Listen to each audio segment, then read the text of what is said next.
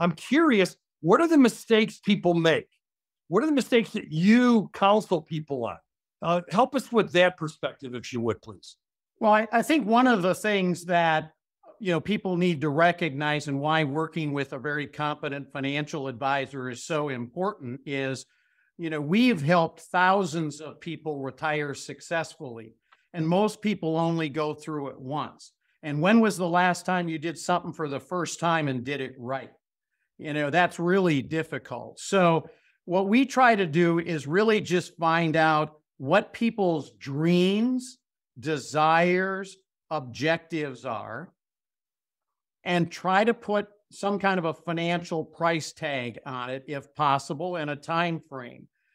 And then do all the behind the scenes calculations of what's needed for that, but not make them have to worry about how do you invest, and all of the issues that complicate investing, which is taxes. So I would tell you the biggest mistake, if I were to say, what's one, is people don't know enough about taxes or take it into consideration when doing planning.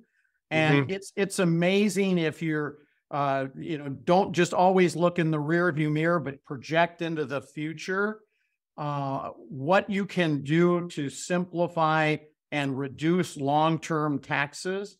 And that's been probably the biggest thing. And then I would say that the second biggest thing is people just don't think big enough.